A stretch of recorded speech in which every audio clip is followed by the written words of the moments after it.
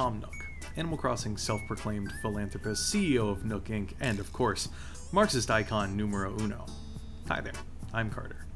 And yeah, I know that's a pretty crazy thing to say, but if you look at all the facts and really break it down, it's hard to deny that claim. I don't care how good Nook Inc.'s PR team thinks they are. Marxism, in its most basic form, involves just a few things: the bourgeoisie, the proletariat, and the continuous class struggle between the two. Now, that class struggle can be based on many different things, but the one we will be using for the purposes of my claim is the basis of constant and debilitating economic difference. Let's use the newest game in the Animal Crossing series, Animal Crossing New Horizons, as an example. In this game, the player character, as well as two other unfortunate animal victims, find themselves on a deserted island with nothing but each other, a few tents, and the harsh wilderness. Immediately after arriving, Tom Nook instructs everyone to gather materials for a first night celebration. This is the start of the class struggle between Nook's bourgeoisie and the proletariat villagers, who struggle to keep up with Nook's standards of capital and resources. Celebration finally commences after several grueling hours of work, and Tom Nook proposes a toast, to which he asks two things. What should we name the island, and who should be the island's representative?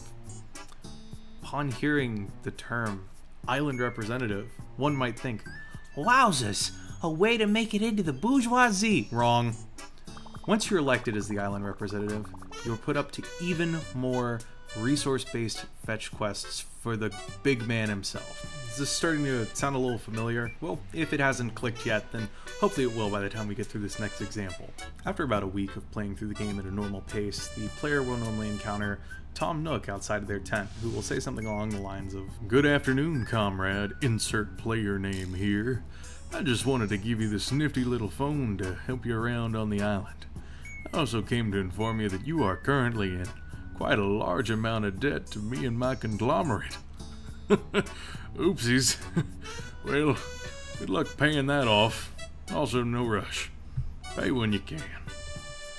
Now, why do you think that Tom Nook doesn't give you a set day to pay off your debt? Easy. Because he wants you to stay indebted to him. Because as long as you owe him money, he can continue asking you to do little favors around the island, like pick all the weeds across the island, or pay for essential infrastructure all by yourself. You got this, champ. This effectively keeps the player character in debt indefinitely. Ergo, a constant and debilitating cycle of oppressive debt? My point's proven, right? Well, yes and no. Because I know the arguments are going to be made. Aren't all of these things you're doing helpful to everyone on the island? Or, well, you don't actually have to upgrade or unlock anything after you start the game. And to a point, you would be correct. While technically, yes, everything you're doing on the island is beneficial to everyone who lives there, you're the only one contributing to it, and the only one taking on the debt for those projects. And sure, don't buy any upgrades or anything after you start the game. Either way, you start with 49,800 bells in debt right out of the gate. So, take that, counter-argument individuals. Let's get specific with this, though. I really just want to tear down this cutesy little facade that is completely held up and supported by Billy and Raymond exclusively. Fly high, my boys. I know you play no part in this cruel masquerade. Let's talk about the Overlord's Playhouse itself, Nook's Cranny. Just to unlock the ability to build it, you must first pay off your debt that I mentioned before, which Tom Nook is nice enough to convert to over only 5,000 Nook miles of random currency he created just for the island, and put yourself in about 98,000 bells more in debt. Where did this come from? You might be asking. Well, that's the charge to convert your cozy little tent into a cozy little studio apartment that is about as small as your average two-person dorm room. I'd like to give a quick shout out to my college, whose name I will be conveniently leaving out of the video, for allowing me the chance to experience the same things that my escapism Animal Crossing character feels by living in a cramped little space and being in debt. Thank you. Not. Anyway, after going into even more debt Good old Tomothy comes up with another one of his glorious ideas. You gotta hear this one. Hey there, Representative, Comrade, Friendo. You should help my little indentured servants, I mean nephews, build a shop where you and the rest of whoever we decided to let stay on this island can go even further into debt. Wait, what? Glad you think it's a good idea too. And then once you make your way over to those little brainwashed bourgeoisie boys, they're just going, It's okay, mister. It's not that big of a deal, but could you provide us with all of our building supplies? which in layman's terms is 30 wood, 30 iron ingots, and 30 stone, which, wow, that is a ton for those of you who didn't know. So any plans you had for personal projects across your island, you can just basically kiss goodbye for about 3 real life days, if you want to build the shop in a timely manner. Oh boy, that's fun. Take it from me, that is an absolutely debilitating experience for both the player and the player character.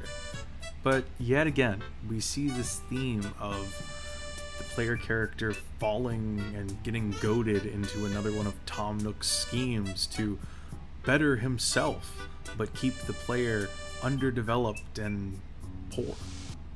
Let's skip to a few days later once you've finished building the building, and oh wow, look at that. It's totally worth the wait. Why don't we see inside it?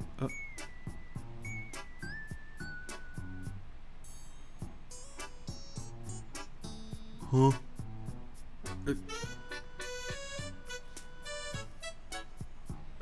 You know what? He's genius. He's genius. Marxism is great. It is perfect. This is great. This is legit some perfect product right here. That's the good stuff. Good Marxism brand stuff. Pièce de résistance. Oh wow, they have things to buy. Well, you know, maybe they'll be pretty reasonably priced since I helped build the place. Yeah, no, that is stupid expensive. Oh boy, jeez. Oh, and I can't buy these off of credit like I can with my house upgrades? Yeah, that's great. That's great.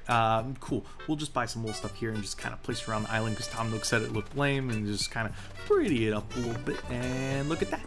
I am still poor. And in crippling debt. And you know who's behind it all? Thomas Nook. So you're still not convinced that Tom Nook is a Marxist. Well, you know what? That's fine. Oh well. This video is going on for pretty long, and I am writing this script at about 2:30 in the morning, so stay stubborn and possibly ignorant. That is your choice. I cannot sway your opinion any more than I have tried, but jokes aside, bring it down a little bit. This was actually my final project for one of my favorite classes this semester, and I just wanted to take a quick moment and say thank you to Professor Campbell for putting up with me this semester. It's been awesome.